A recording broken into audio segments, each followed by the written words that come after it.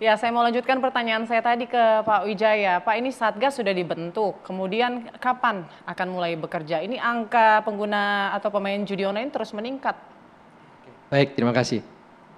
Satgas memang sudah ada arahan dari Pak Presiden. Kalau pembentukannya sedang digodok oleh Menko Polhukam. Nah, memang ada beberapa hal yang memang harus ditangani di dalam Satgas itu ada di tingkat hulu, tingkat intermediate, di tengah, kemudian tingkat hilir. Nah, tingkat hulu itu terutama ini juga tidak penting. Kominfo juga ada perannya bersama beberapa kementerian lain, seperti mungkin juga BI, OJK, Kemendikbudristek dan lain-lainnya. Itu dalam rangka tadi edukasi dan literasi. Nah, edukasi itu tidak hanya bicara masalah literasi edukasi di bidang video online, tapi juga edukasi secara luas, literasi digital, termasuk literasi finansial juga. Karena itu penting juga, karena orang terjebak dalam judi online karena dia merasa juga tadi ada judi online, Mas Yudi mengatakan juga terkena juga pinjaman online. Karena itu udah kayak dua mata uang saling berdekatan. Oleh karena itu perlunya ada literasi finansial supaya orang juga pandai-pandai memilah dan milih mana produk-produk finansial yang secara digital juga bisa dimanfaatkan tidak hanya untuk judi tapi untuk kegiatan produktif lain. Oke. Nah, di sisi lain juga ada kegiatan di tingkat intermediate. Nah, ini yang penting. Di sini kalau terkait judi online ini tahapannya adalah dalam bentuk tadi pemutus akses atau blokir. Nah, di sini melibatkan jelas pertama pemutusan tadi pemblokiran, kedua juga ada identifikasi nomor rekening dan nomor handphone yang terlibat, dan ketiga memperkuat sistem keamanan elektronik. Oke. Nah, terakhir di sisi hulu di hilirnya itu adalah penegakan hukum. Di sini melibatkan aparat kepolisian dan kejaksaan atau aparat penegak hukum, termasuk upaya penegak hukum pidananya dan juga pemberian sanksi administratif. Oke, ini kalau kita bilang agak terlambat nggak sih Pak? Karena kan angkanya sudah cukup signifikan nih peningkatannya. Agak terlambat nggak sih Satgas ini kemudian baru bekerja sekarang? Sebetulnya kalau bilang terlambat tidak, karena di tahun lalu pun kami juga, Kominfo juga banyak melakukan pemblokiran. Semakin kita intens, pihak sana sindikasi makin merasa bahwa ini perlawanan mereka melakukan. Nah, disinilah kami melihat bahwa kita tidak bisa bekerja sendiri saja, kita harus secara sinergi. Dan tidak ada kata terlambat untuk kebaikan. Itu, Mbak. Oke, baik. Saya mau beralih ke Pak Nasir. Kalau dari PPATK sendiri Pak, hasil penelusurannya, ini kan pastinya ada transaksi ya, dan ada nomor rekening yang kemudian saling bertukar begitu ya antara pemain judi dengan judi online. Nah, dari data yang PPATK kumpulkan, ini dananya lari kemana Pak? Ya, terima kasih Mbak Putri dan teman-teman di studio ya, maupun pendengar TV One. Jadi memang kegelisahan Bapak Presiden ini harusnya menjadi kegelisahan kita semua ya. Dan itu memang trennya meningkat tajam terus ya. Dari tahun misalnya 2021 itu masih 57 triliun, di 2022 itu melonjak menjadi 80 triliun lebih. Sekarang 2023 327 triliun, dan di triwulan pertama tahun 2024 ini aja sudah transaksinya hampir sudah 100 triliun. Jadi luar biasa ya peningkatannya. Nah, jadi kembali ke pertanyaan Mbak Putri tadi. Iya, ini dananya ini lari kemana? Apakah ke luar? Banyak, masih berputar di Indonesia? Banyak yang lari ke luar negeri, dan kerjasama PPATK dengan kepolisian itu sudah banyak mengungkap jaringan-jaringan internasional ya. Para pelakunya dan uang hasil kejahatannya itu juga sudah banyak disita untuk kepentingan negara. Ya, apa yang sudah dilakukan PPATK? Nah, kami melihat gejala ini kan sudah sejak lama ya, dan sudah sejak lama juga dari laporan transaksi keuangan mencurigakan yang disampaikan oleh para pihak pelapor itu kami tindak lanjuti dan juga disampaikan kepada penyidik ya.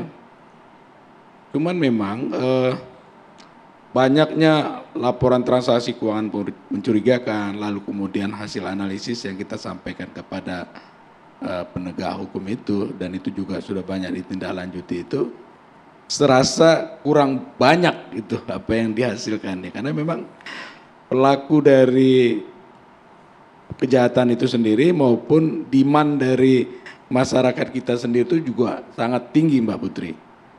Jadi ya seolah-olah apa yang kita lakukan begitu besar tadi itu kurang tampak gitu ya. Iya.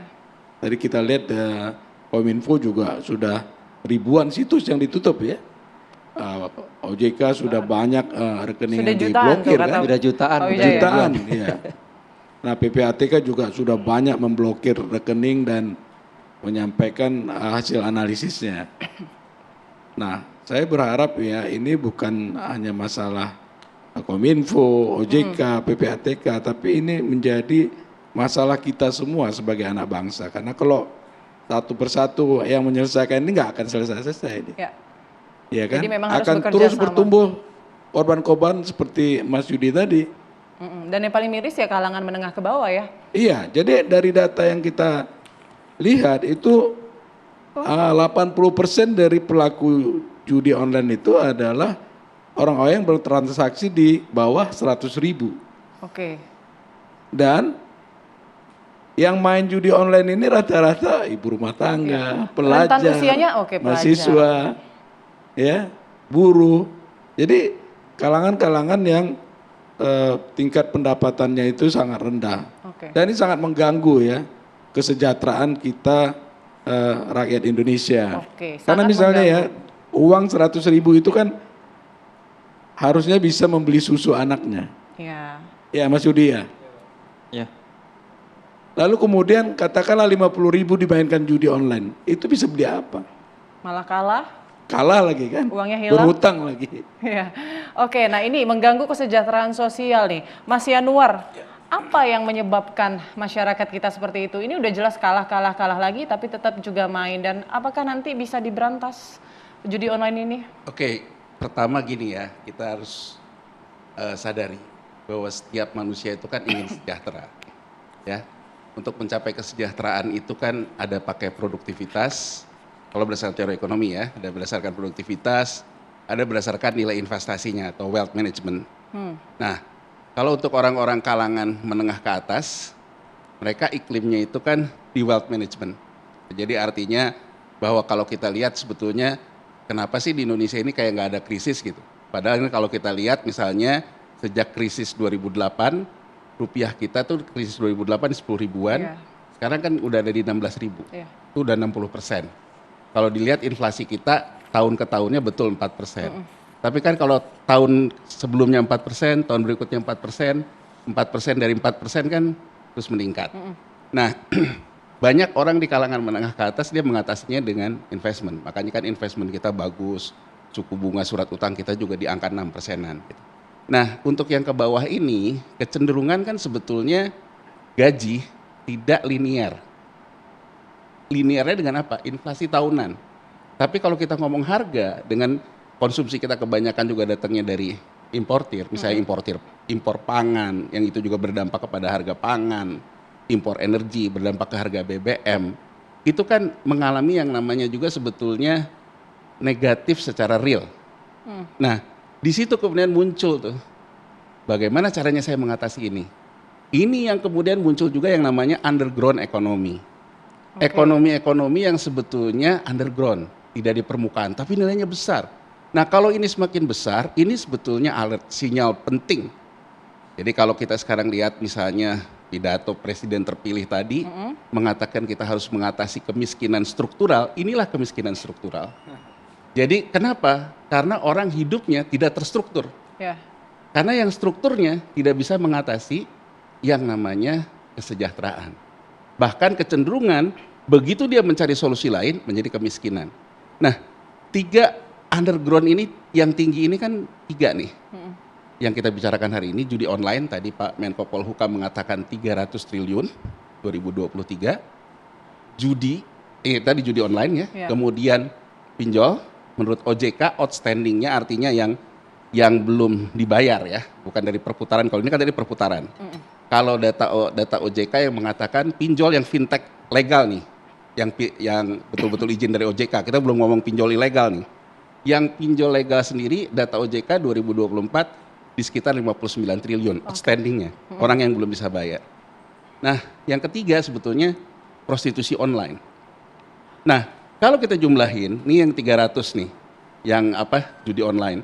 Prostitusi online salah satu riset salah satu media ekonomi 1 triwulannya 90 triliun, judi online 100 triliun. Beti kan beda-beda tipis. Ya kan bedanya cuma 10 triliun. Outstandingnya ke pinjol.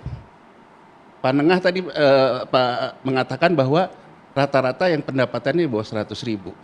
Jadi ini kalau di kembar siamnya 3 nih.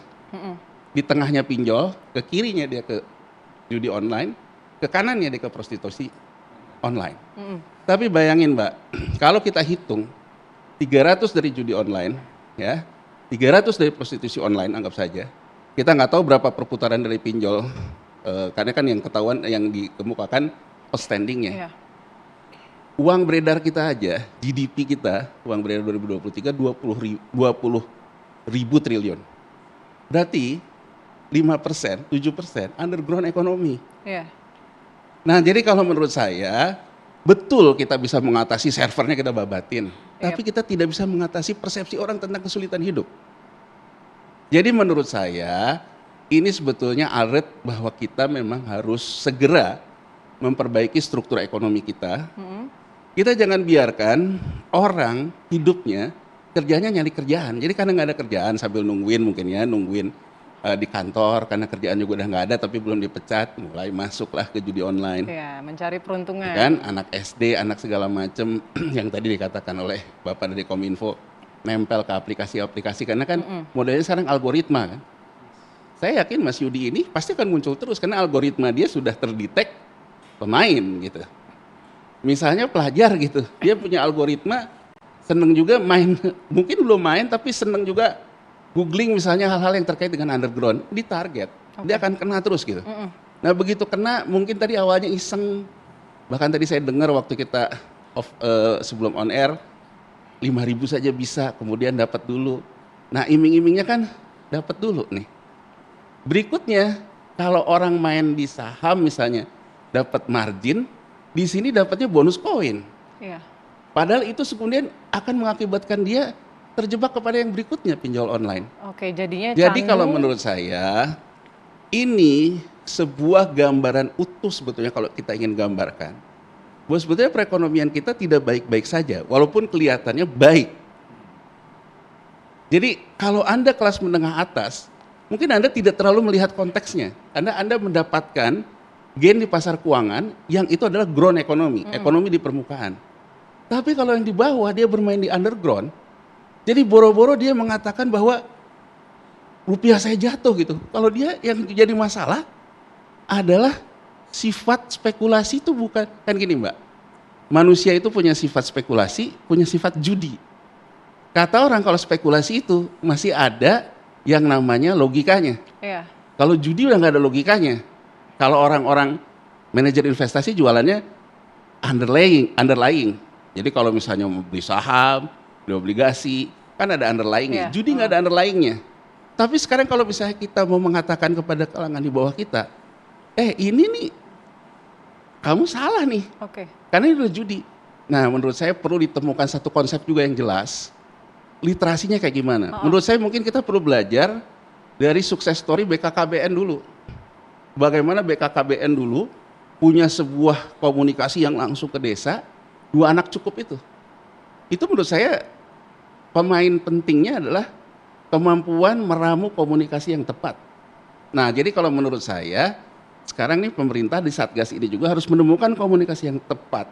Untuk model seperti BKKBN yang mengedukasi ke bawah, bagaimana Anda tidak terjebak di 3 kembar siam underground ekonomi. Baik. Karena Anda akan yang menderita Anda sendiri. Ya kan? Bayangin ya, kalau kita ngomong 300 sendiri, itu udah hampir sama dengan nilai subsidi BBM. Nah ini gitu ya, jadi artinya itu yang menurut saya yang harus diperbaiki. Jadi sisi edukasi harus diperbaiki, enforcement harus dilakukan. Sisi lain ya kita harus segera bertobat, memperbaiki struktur ekonomi kita. Mungkin salah satu cerita dari Mas Yudi juga bisa menjadi edukasi juga untuk masyarakat. Nah tidak hanya di Indonesia, ternyata server judi online ini juga berada di luar negeri. Nanti kita akan bahas seberapa banyak sebenarnya server luar negeri yang masuk ke Indonesia dan yang menyebabkan kerugian hingga ratusan triliun. Sesaat lagi Indonesia Business Forum akan kembali.